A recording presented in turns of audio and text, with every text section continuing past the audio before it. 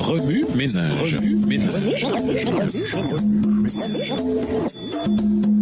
Bienvenue dans votre émission Remue ménage. Voilà la leçon 13 qui va du 18 au 24 juin. Crucifié et ressuscité. Tout pouvoir m'a été donné dans le ciel et sur la terre. Matthieu 28, verset 18. Rien dans notre vie n'est plus puissant que Jésus. Sa capacité à nous aider est immense. Retardé mais pas oublié. Lisons Daniel 7, verset 14. Daniel 7, le verset 14. On lui donna la domination, la gloire et le règne, et tous les peuples, les nations et les hommes de toute langue le servirent. Sa domination est une domination éternelle qui ne passera point, et son règne ne sera jamais détruit. Avant de les quitter, Jésus dit à ses disciples, « Tout pouvoir m'a été donné dans le ciel et sur la terre. » Matthieu 28, verset 18. Cette affirmation donnée 2 fois auparavant inclut un ordre destiné spécialement à la génération qui devait marquer le début du royaume de Dieu. Elle a tenu bon en tout temps. Plutôt que d'être formulée une fois seulement, elle a été 3 fois. Genèse 1, le verset 1. Au commencement, Dieu créa le ciel et la terre. Jean 1, les versets 1 à 3 et 14 nous montrent que c'est Jésus qui exerçait le pouvoir dans le ciel, sur la terre et sur toute la création. Que fit-il donc de ce pouvoir? Il créa les êtres humains et leur donna la domination sur toute la terre. Pourquoi? Pour qu'ils la remplissent d'êtres humains. Genèse 1, le verset 28, qui aimerait Dieu, le servirait et vivrait avec lui éternellement. Daniel 7, verset 14. Cependant, ce plan fut retardé à cause du péché. Daniel 7, verset 14 révèle les mêmes éléments d'affirmation, d'action et de dessein. La souveraineté, la gloire et la royauté furent données à Jésus. Sa souveraineté durera éternellement. Et on retrouve ici le dessein de la Genèse, afin que les populations de tout pays, de toute nation et de toute langue le servent. Verset 14. Cependant, la façon dont ces choses se réaliseraient ne fut pas révélée dans la vision de Daniel, sans doute parce que le moment de le faire n'était pas encore venu. Par contre, il est clair que le plan original de Dieu ne fut pas oublié. Matthieu 28, le verset 18. Ce texte nous ramène au plan divin dans sa forme post-péché. La méchanceté de Satan ayant été exposée, Jésus recouvrit son autorité et conféra de nouveau autorité et pouvoir aux êtres humains. Allez donc, verset 19. Cet ordre renferme la promesse suivante. Je vais être avec vous tous les jours jusqu'à la fin du monde, au verset 20. Matthieu 28, les versets 19 et 20, la méthode et le dessein sont clairs. Allez donc auprès des gens de toutes les nations et faites de mes disciples. Baptisez-les au nom du Père, du Fils et du Saint-Esprit et enseignez-leur à pratiquer tout ce que je vous ai commandé. Versets 19 et 20. L'homme serait ramené sur la bonne voie pour remplir la terre de gens aimant et servant Dieu et habitant avec lui éternellement. Ce mandat s'adresse spécialement à la dernière génération. Cette semaine, nous allons explorer les thèmes suivants. Le Christ, notre substitut, le Christ ressuscité et notre rôle dans l'accomplissement du mandat évangélique. La rançon de nos péchés a été entièrement payée. Par conséquent, ne devrions-nous pas être impatients de participer au partage de cette bonne nouvelle avec tous ceux qui nous entourent? Jésus déclara « Tout pouvoir m'a été donné dans le ciel et sur la terre ». Utilisons cette autorité et soyons courageux tandis que nous servons notre Sauveur ressuscité. Au revoir. Et à demain si Dieu veut.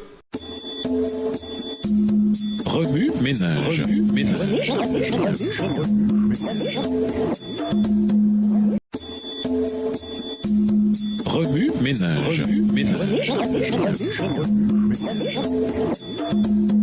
Bienvenue dans votre émission Remue ménage. Voilà au dimanche 19 juin. Cercueil, incinération, cadavre et le Christ. Acceptez la mort. Lisons 2 Corinthiens 5, verset 1. 2 Corinthiens 5, le verset 1.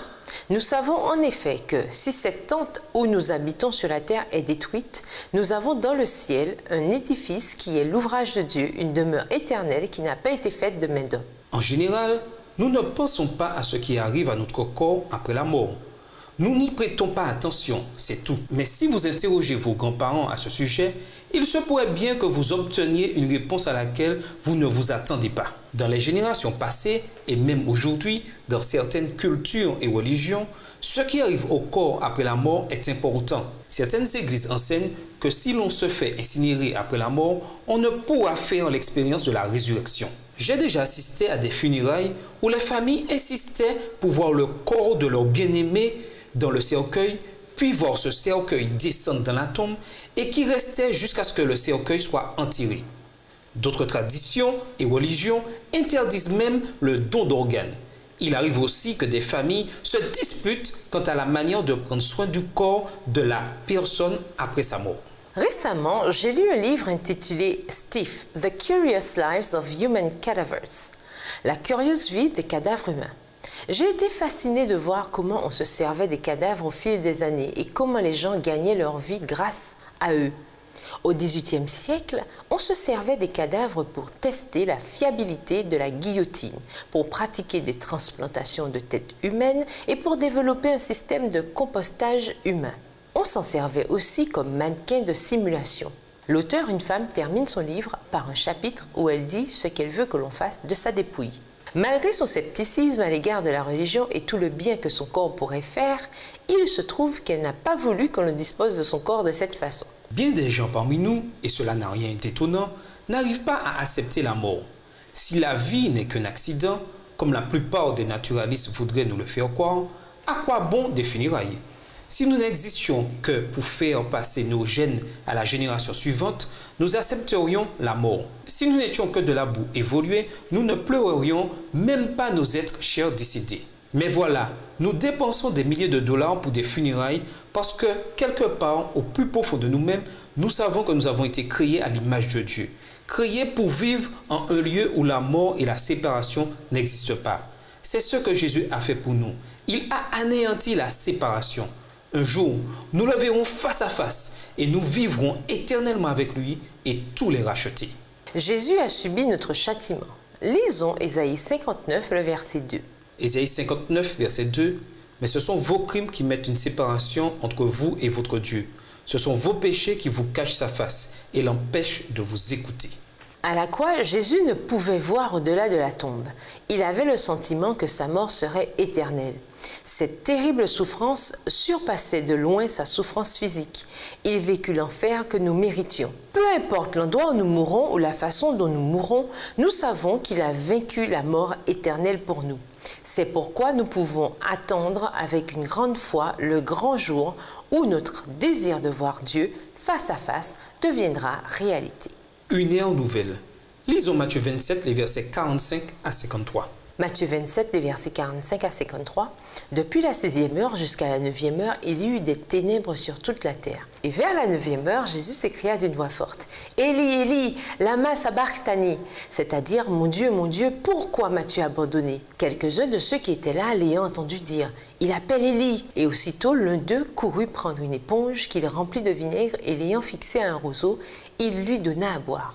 Mais les autres disaient, « Laisse, voyons si Élie viendra le sauver. » Jésus poussa de nouveau un grand cri et rendit l'esprit. Verset 51.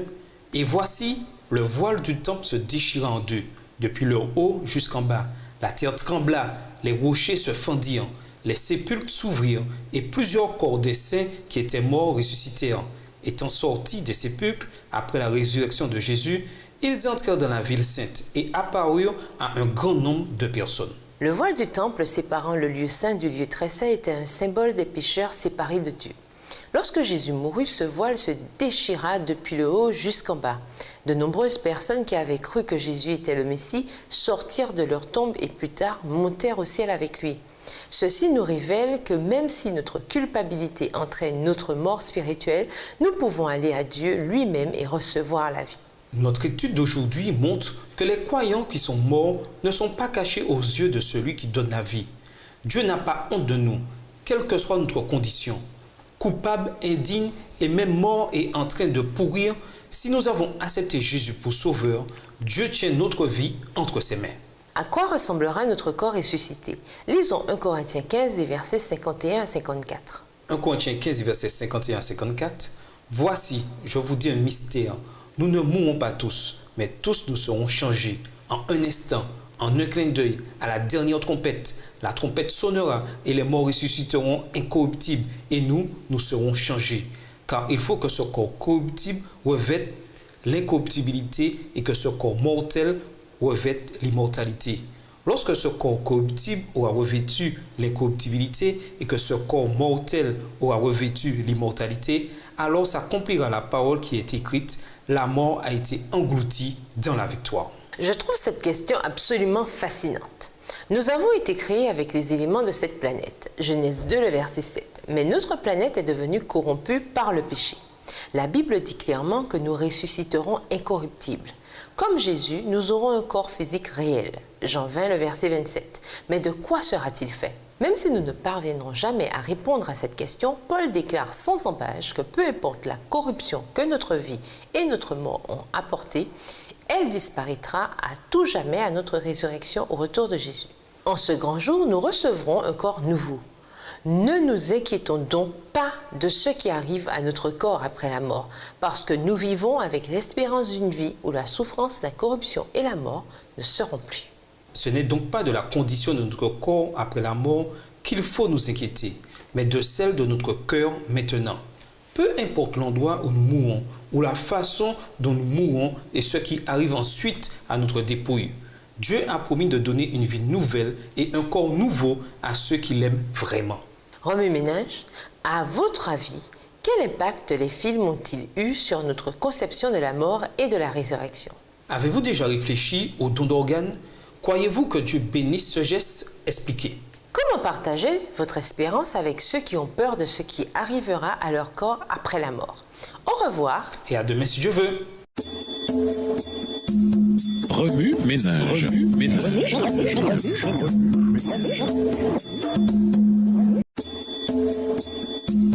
Remue-ménage. Remue-ménage.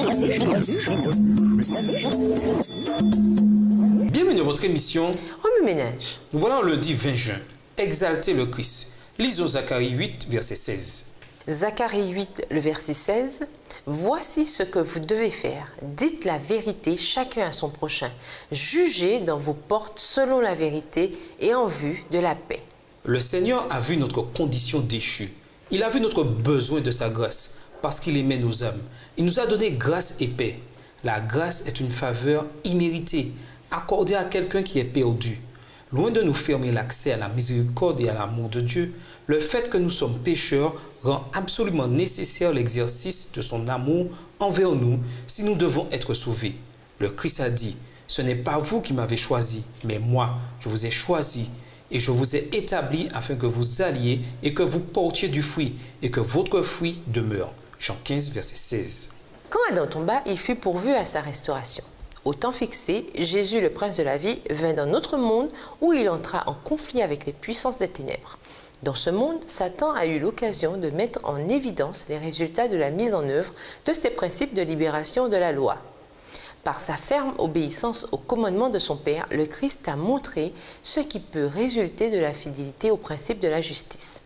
En accord avec ces mauvais principes, Satan a assailli de cruelles tentations le Fils de Dieu et finit par le conduire devant le tribunal et l'y faire condamner à mort sans motif valable. Les forces confédérées du mal agirent sur le cœur des hommes pour mettre en œuvre les principes du mal. Le Christ et Barabbas furent présentés à la foule. Barabbas était un larron et un meurtrier bien connu. Le Christ était le Fils de Dieu. La tâche confiée aux disciples est également la nôtre. Aujourd'hui comme alors, il faut des pasteurs, des docteurs et des évangélistes qui fassent connaître le Sauveur crucifié et ressuscité à ceux qui sont sans espoir et sans Dieu dans le monde.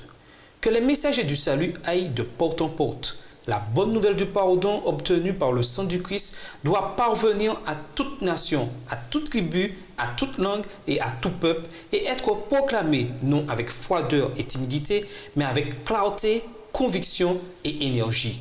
Il est nécessaire que l'on voit dans la vie des chrétiens la preuve de la puissance du christianisme. Répandons à travers le monde entier, et non seulement ici et là, la parole de miséricorde que les multitudes attendent et qui les sauvera de la mort.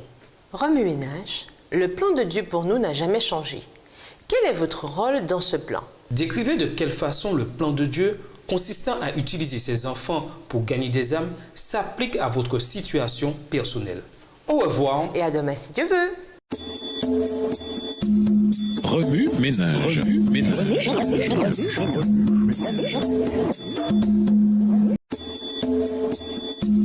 Remue-ménage. Remue-ménage. Bienvenue Reprenons votre émission. Remue-ménage. Nous voilà au mardi 21 juin. Le type rencontre l'antitype. Lisons 1 Corinthiens 15, les versets 20 à 23. 1 Corinthiens 15, les versets 20 à 23. Mais maintenant, Christ est ressuscité des morts. Il est les prémices de ceux qui sont morts. Car, puisque la mort est venue par un homme, c'est aussi par un homme qu'est venue la résurrection des morts. Et comme tous meurent en Adam, de même aussi tous revivront en Christ. Mais chacun en son rang. Christ comme prémisse, puis ceux qui appartiennent à Christ lors de son avènement. Partout dans son évangile, Matthieu présente Jésus en tant que Messie longtemps attendu. Le mot hébreu Machia signifie loin et se retrouve 39 fois dans l'Ancien Testament. On se réfère 37 fois au prophète, 1 Roi 19 le verset 16, au prêtre Exode 28 le verset 41 et au roi 1 Samuel 16 le verset 3, oint d'huile lors d'une cérémonie de consécration à leur fonction. Jésus-Christ, oint par son Père, acte 10, le verset 38, est le seul à être prophète, roi et prêtre. Luc 24, le verset 19, Jean 18, le verset 37, Hébreux 4, le verset 14. Les deux autres fois se réfèrent à loin en tant que Messie et Prince, Daniel 9, les versets 25 et 26. Dans le Nouveau Testament, la forme grecque Messia n'est utilisée que 2 fois, Jean 1, le verset 41 et Jean 4, le verset 25. Il était difficile pour les Juifs de croire que le roi mourrait d'une mort violente et humiliante réservée uniquement aux pires des criminels et des ennemis de l'État. Bien que connaissant les Écritures et participant aux cérémonies, ils ne reconnurent pas le Messie. Les cérémonies, les sacrifices et les fêtes étaient des symboles de l'œuvre de Dieu dans le plan de la rédemption. Quand Jésus expira, le voile du temple se déchira en deux. Il était désormais inutile de sacrifier des animaux parce que cette pratique préfigurait le sacrifice de Jésus. Cependant, cela ne signifiait pas que son œuvre était entièrement terminée. Un autre symbole fut accompli. L'agitation de la gerbe des prémices. Avant la moisson tout entière, une petite partie de la récolte mûrissait. Pendant la Pâque, les Juifs recueillaient les premiers grains mûrs. Ils les liaient ensuite en une gerbe qu'ils remettaient au prêtre. Le lendemain du sabbat, le prêtre l'agitait en tant qu'offrande d'action de grâce au Seigneur. Lévitique 23, les versets 9 à 14. En offrant ces prémices, on savait que la moisson était imminente. La gerbe agitée des prémices symbolise la résurrection et l'ascension de Jésus. Le Christ est les prémices de la moisson immortelle des rachetés à la résurrection future. Sa mort a été acceptée. Il a vaincu l'ennemi. Tous meurent en Adam. Mais alors, tous revivront en Christ. 1 Corinthiens 15, versets 20 à 23. Quelle magnifique promesse! Ce corps corruptible revêtira l'incorruptibilité et ce corps mortel revêtira l'immortalité. Verset 53. Le Christ est ressuscité. Par conséquent, l'accomplissement de la promesse d'une moisson future est imminent. Remue-ménage. Que vous enseigne le sanctuaire sur l'œuvre actuelle du Christ? Nous disons souvent que nous voulons que Jésus revienne bientôt. Que faites-vous pour hâter son retour? Avez-vous le même amour que le Christ pour les âmes? Sinon, que pouvez-vous faire pour développer un tel amour? Au revoir. Et à demain si Dieu veut. Remue-ménage. Remue-ménage.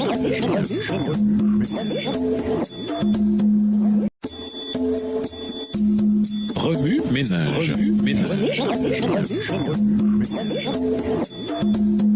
Bienvenue dans votre émission Remue-ménage. Nous voilà au mercredi 22 juin. Visez l'or. Lisons Matthieu 28, les versets 16 à 20. Matthieu 28, les versets 18 à 20. Les 11 disciples allèrent en Galilée sur la montagne que Jésus leur avait désignée. Quand ils le virent, ils se prosternèrent devant lui, mais quelques-uns eurent des doutes. Jésus s'étant approché leur parla ainsi. « Tout pouvoir m'a été donné dans le ciel et sur la terre. Allez, faites de toutes les nations des disciples, les baptisant au nom du Père, du Fils et du Saint-Esprit, et enseignez-leur à observer tout ce que je vous ai prescrit. Et voici, je suis avec vous tous les jours jusqu'à la fin du monde. » Au cours des Jeux Olympiques de l'été 2008, Usain Bolt, un Jamaïcain, a établi un nouveau record mondial aux 200 mètres. Son entraînement et sa consécration ont permis une course historique dont on se souviendra longtemps. De même, Paul compare la marche chrétienne à une course épuisante, Hébreux 12, versets 1 et 2. Cette image est très représentative puisque, telle une course de longue distance, la marche chrétienne exige endurance, sacrifice et détermination. De nombreux athlètes participent aux Jeux Olympiques, mais seule une personne ou une équipe décroche la médaille d'or. Paul nous recommande donc de courir de manière à remporter le prix. 1 Corinthiens 9, verset 24. Voici quelques idées pour s'inscrire à la course et s'entraîner. Premièrement, comment commencer? Le Christ a rendu possible le processus d'inscription par sa mort sur la croix. Ce processus est fort simple. Il n'y a qu'à confesser vos péchés et accepter le sacrifice accompli en votre faveur. Jésus est mort pour nous sauver de notre condition qui nous laissait sans espoir. Ésaïe 53, le verset 5. Mais attention, l'inscription n'est que le commencement du parcours, pas la fin. Deuxièmement, comment s'entraîner? Une fois que vous avez accepté le Christ en tant que sauveur, vous devez construire votre relation avec lui et suivre ses instructions. La lecture quotidienne de la Bible et la prière sont la clé pour apprendre à connaître votre entraîneur et lui permettre de faire de vous un athlète médaillé d'or. 2 Timothée 3, verset 15, Jacques 5, verset 16. Souvenez-vous aussi que pour gagner, il est essentiel d'assister à toutes les sessions d'entraînement. Partager le Christ avec vos semblables est un moyen formidable de vous entraîner. Troisièmement, comment gagner? Vous gagnez dès que vous terminez la course. À cet égard, il vous faut tirer avantage de votre entraînement tout entier. Vous devez courir avec discipline. Débarrassons-nous donc de tout ce qui alourdit notre marche, en particulier du péché qui s'accroche si facilement à nous. Hébreux 12, verset 1.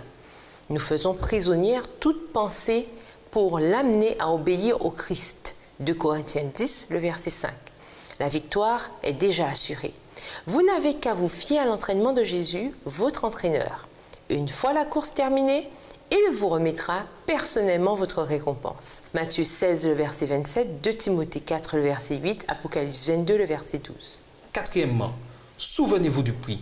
Les athlètes olympiques rivalisent pour un prix périssable, fait de métaux précieux. Mais nous combattons pour un prix impérissable. 1 Corinthiens 9, verset 25. Ce prix inclut, premièrement, le privilège de voir notre entraîneur face à face, deuxièmement, la fin de la mort et troisièmement, l'assèchement de toute larme. Par conséquent, fixez les yeux sur l'entraîneur et vous décrocherez l'or. Remue-ménage. Avez-vous confessé vos péchés et accepté le sacrifice du Christ pour vous? Sinon, pourquoi? Comment se porte votre vie de prière quotidienne? En êtes-vous satisfait? Jusqu'ici, avez-vous couru la course chrétienne comme si vous vouliez absolument décrocher l'or? Au revoir. Et à demain si je veux. Remue ménage. Remue ménage.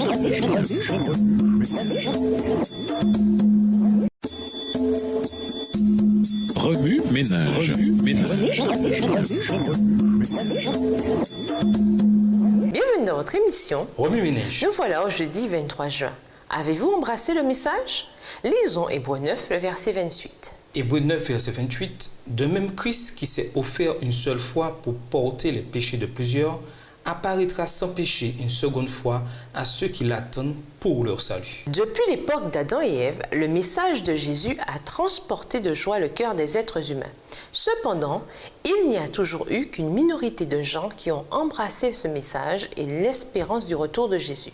Même aujourd'hui, de nombreuses personnes qui se disent chrétiennes ont oublié ce message. Au jour de Noé, les gens disaient « Scientifiquement, il est impossible qu'il pleuve parce qu'il n'a jamais plu auparavant. » Mais en réalité, ils s'opposaient à ce message parce qu'ils craignaient de perdre leur pouvoir sur tous ceux qui reviendraient à Dieu. Les habitants de Sodome se détournèrent de Dieu pour se livrer à des convoitises étranges. Ils fermèrent leurs oreilles aux témoins que Dieu leur avait envoyés pour les ramener à des habitudes et à des formes de culte pures et nobles. C'est comme ça que nous sommes tous, disait-il, et vous ne pouvez pas changer ça. Lorsque Daniel et ses amis furent emmenés prisonniers à Babylone, le roi laissa des gens dans le pays. Plus tard, Dieu envoya Néhémie pour qu'il reconstruise les murs de Jérusalem. C'est alors que certaines de ces personnes essayèrent d'intimider Néhémie et le peuple. Sanballat et ses amis crurent qu'ils avaient droit au pays, même si Dieu avait dit le contraire. Néhémie refusa de négocier. Loin de se cacher par crainte de ses ennemis, il dit au peuple de travailler d'une main et de porter une arme de l'autre. Pilate savait ce qu'il devait faire, relâcher Jésus et faire exécuter Barabbas. Cependant, les dirigeants juifs et la populace se servirent de leur puissance politico-religieuse pour demander la crucifixion de Jésus. Pilate céda à la rectitude politique, mais continua de se considérer comme innocent du sang de Jésus. La preuve de l'identité de Jésus est manifeste dans le passé, le présent et l'avenir. Cependant, Seuls quelques-uns la voient. Les autres préfèrent s'attacher à leur propre interprétation de la soi-disant science, moralité et rectitude politique. Ils en arrivent à la même conclusion, que les voix de Dieu sont obsolètes. Ils se joignent donc à la foule qui hurle « Crucifie-le ». Remue-ménage, au cours des derniers mois, quelles questions sociales ont penché du côté de la foule plutôt que du côté de la Bible? Étant donné que les chrétiens ont de multiples opinions, peu importe le sujet, que faire pour vous assurer de choisir le côté biblique? Une vision du monde biblique nous aide à prendre des décisions conformes à la volonté de Dieu. Par conséquent, quelle est votre position au sujet des questions mentionnées ci-dessus? Pourquoi? En quoi cela affecte-t-il votre salut et votre témoignage pour le Christ? Au revoir. Et à demain si Dieu veut. Remue-ménage. Remue-ménage.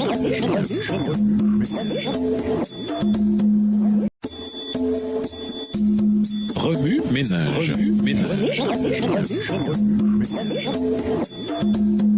Bienvenue à votre émission. Remue-ménage. Nous voilà au vendredi 24 juin. Jésus est ressuscité. Maintenant, allez. Lisons Acte 1, verset 8.